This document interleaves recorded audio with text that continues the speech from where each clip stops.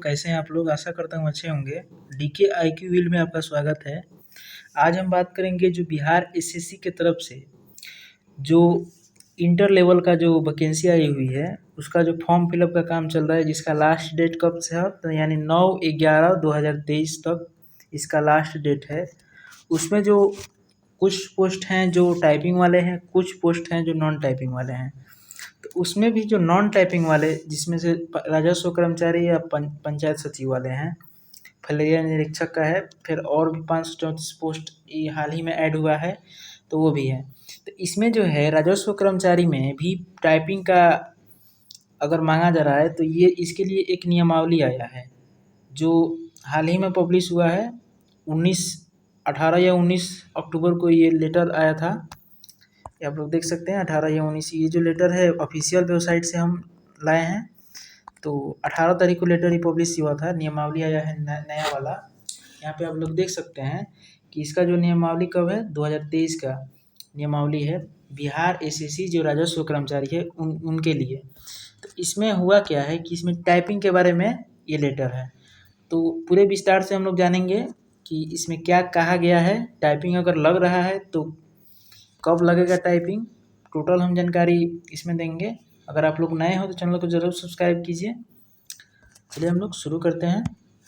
देखिए इसका जो इसमें बिहार सरकार राजस्व भूमि सुधार विभाग अधिसूचना है। ये जो नियमावली है 2023 का नियमावली है। इससे पहले जो 2014 में जो वैकेंसी आया था राजस्व कर्मचारी का, तो उसमें क्या होता था पहले कि राजस्व कर्मचारी जो होते थे उनके लिए 10th पास ही मांगा जाता था। ठीक है, 10th पास ही मांगा जाता था, लेकिन फिर उस समय क्या किया गया, चेंज किया गया 2014 के आसपास। उसमें क्या किया गया कि उसको 12th पास किया गया। ठीक है, 12th पास किया गया। तो 2014 में जो वैकेंसी आई थी 12th पास पर ही आई थी, इंटर स्तरीय। तो फिर इसको क्या किया गया है, 2023 में फिर से बदलाव किया गया है अब टाइपिंग के बारे में। तो इसमें क्या बदलाव हुआ है यही हम लोग विस्तार से देखने वाले हैं।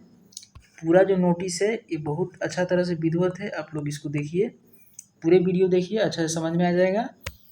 तो देखिए इसमें भारत के संविधान में अनुच्छेद 309 के परंतुक द्वारा प्रदत्त शक्तियों का प्रयोग करते हुए बिहार के राज्यपाल बिहार राजस्व कर्मचारी संवर्ग नियमावली 2011, देखिए 2011 में नियमावली हो, जैसा हम आपको बता दिए। 2011 में क्या हुआ था, एक नियमावली आया था बिहार राजस्व कर्मचारी संवर्ग नियमावली के लिए। देखिए समय समय पर यथा संशोधित में संशोधन करने हेतु निम्नलिखित नियमावली बनाते हैं।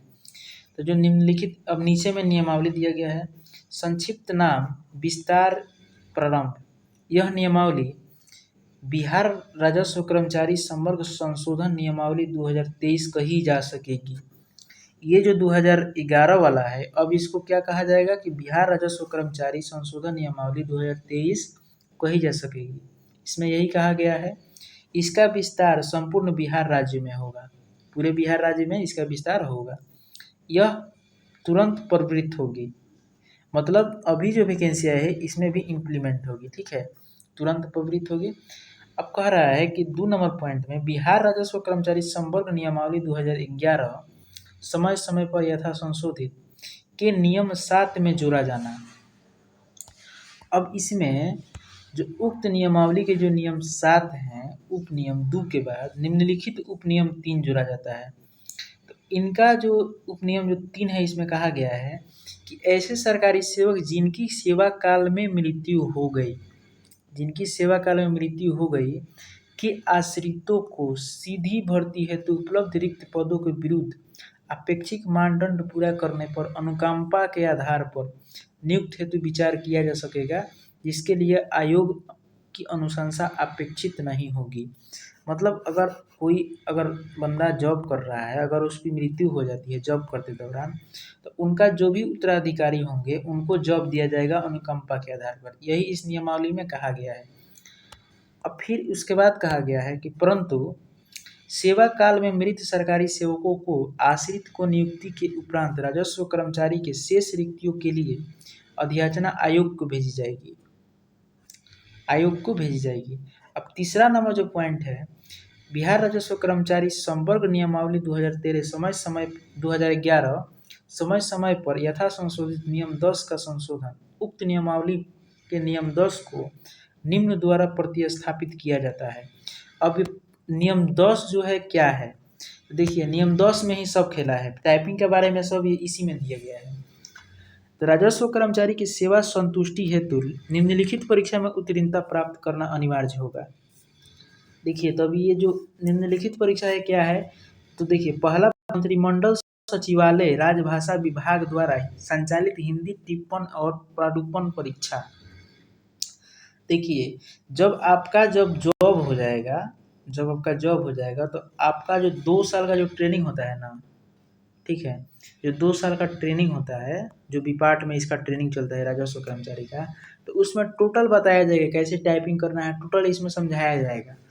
तो मंत्रिमंडल सचिवालय विभाग द्वारा इसको संचालित किया जाएगा हिंदी टिप्पण, उसमें आपको एग्जाम देना है 2 साल के बाद, ठीक है, तो 2 साल के बाद देना है, न कि अभी देना है। तो इसलिए कोई टेंशन वाला बात नहीं है, अगर आप लोग 12th बस पास हैं तो इस वैकेंसी को आप बेझिझक अप्लाई कीजिए और कोई भी इसमें दो राय नहीं है। इसके बाद क्या होगा, दूसरा नंबर में कंप्यूटर सक्षमता जांच परीक्षा ये होगा। उसके बाद तीसरा नंबर जो पॉइंट है ये भी बहुत महत्वपूर्ण है। तीसरा नंबर पॉइंट है कि यथा निर्धारित विभागीय परीक्षा जिसके लिए विषय पाठ्यक्रम प्रक्रिया निर्धारण केंद्रीय परीक्षा समिति राजस्व परिषद पटना द्वारा विभाग के परामर्श से किया जा सकेगा।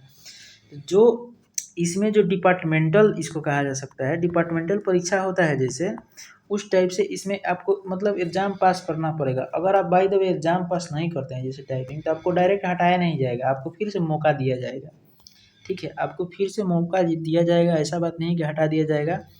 चौथा नंबर जो पॉइंट है, तो इसमें ये टेंशन में मत रहिए कि आपको टाइपिंग देना ही पड़ेगा। आपका पहले प्री होगा, फिर मेंस होगा, उसके बाद अगर आपका ज़्यादा नंबर आता है तो आपको डायरेक्ट राजस्व कर्मचारी आप जॉब पा सकते हैं। उसमें कोई टाइपिंग का कोई ये नहीं है, आपको टाइपिंग ट्रेनिंग के बाद देना है, न कि अभी देना है।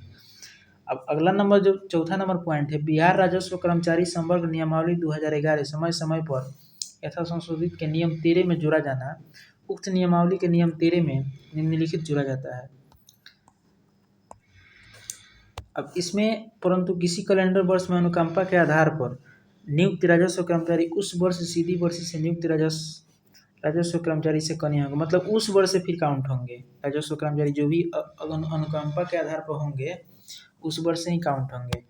अब ये तो बिहार राज्यपाल के आदेश से जो भी अपर मुख्य सचिव ब्रिजेश मल्होत्रा जी हैं इनके द्वारा ये सिग्नेचर होता है ये सब। इसमें ये सब टोटल विधिवत तरीके से ये लेटर है, ये इंग्लिश मीडियम है, अगर आप लोग को इंग्लिश में पढ़ना है तो इंग्लिश में भी पढ़ सकते हैं। ये वीडियो थोड़ा सा हम आराम आराम से चला रहे हैं कि आप लोग अगर पढ़ना चाहते हैं तो पढ़ सकते हैं। ये जो नोटिस है सब जगह आप लोग को नहीं मिल, हो सकता है ना मिले। यहाँ पे देखिए, यहाँ पे पूरे बिहार स्टाफ सिलेक्शन कमीशन ये सब टोटल ट्रस्टी के रूप में इसमें है लोग, तो आप लोग देख सकते हैं। एक बार और हम आराम से दिखा देते हैं नोटिस को, वहाँ से भी आप लोग आराम से पढ़ सकते हैं, ठीक है। तो अगर आप लोग नए होंगे तो ज़रूर सब्सक्राइब कीजिए, ऐसा न्यूज़ हो सकता है बहुत कम ही देखने को मिले, कुछ ही ऐसे यूट्यूबर लोग हैं कि ये सब न्यूज़ दे रहे हैं। तो अगर न्यूज़ अच्छा लगे तो ज़रूर सब्सक्राइब कीजिए। मिलते हैं फिर किसी अगले वीडियो में, धन्यवाद।